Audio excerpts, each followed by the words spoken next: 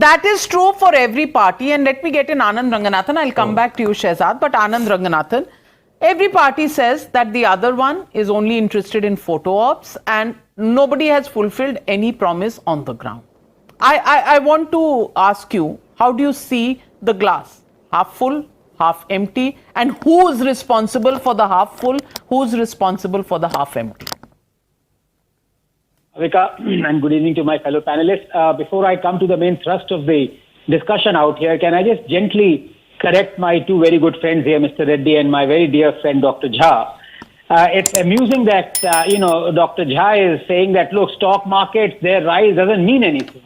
You just do a Twitter search of his tweets whenever the stock markets crash. He is the first one to comment, rather gleefully, that under Modi's regime, stock markets are crashing. So when they crash, then it's a big thing. But when they rise, then, they mean nothing. And as far as Mr. Reddy is concerned, when he talks about jobs. He's caught you. He's caught you, Sanjay Jha. And I quite appreciate the smile that's coming. But go on, Anand. Sanjay, please. No, Sanjay. Yeah. After he completes, I'll give you an opportunity. Yes. Absolutely. Next victim coming up. No, it's nothing to do with that. Everyone's a dear friend. But I must say, to have a reasonable discussion, Navika, on job creation, you need to give a few statistics and data points. That is elementary. Given the fact that almost 90 to 93% of our jobs in India are in the informal sector, the only way to determine how many jobs have been provided is not through EPFO that government does regularly, but through a survey. And surveys, as you know, can be right or wrong and not correct, sometimes correct. But the fact of the matter is, unless the previous regime or the state governments are able to tell us absolutely correctly how many jobs were created per ready labor force, we cannot make a distinction as to how many jobs Modi has created, because, as I said, 90% of our economy runs on informal sector. So can the economists please get together, for heaven's sake, and find out how many jobs have non-BJP and BJP governments created? Unless you have that data, I really cannot say whether Modi has succeeded or failed in creating jobs, because you don't have the numbers. Now let me come to this adventure tourism part, and honestly, Navika, it is an absolutely apt phrase that describes Rahul Gandhi's antics these past few years.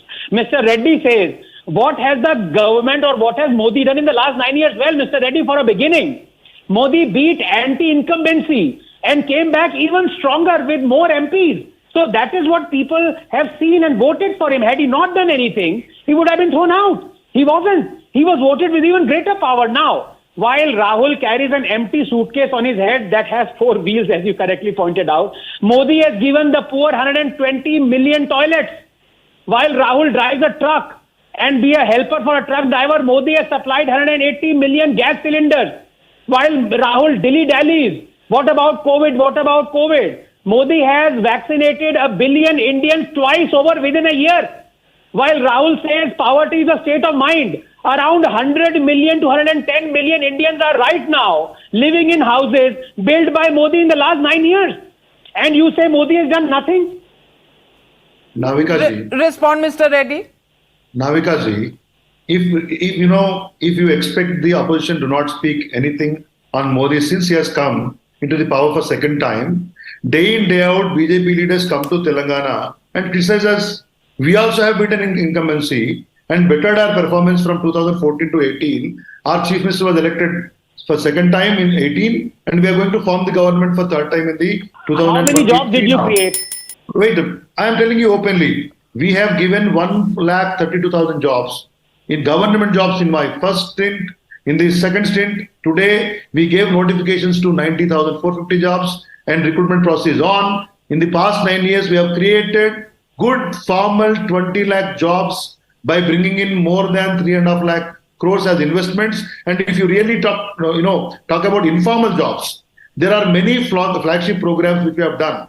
Mr. Ranganathan, the Kaleshwaram project, close to 90,000 crores has been invested. There are so many flagship programs wherein, if you really talk about your flagship programs are delivering, but Shehzad Poonawalla, your flagship programs are not delivering. I'm coming to you.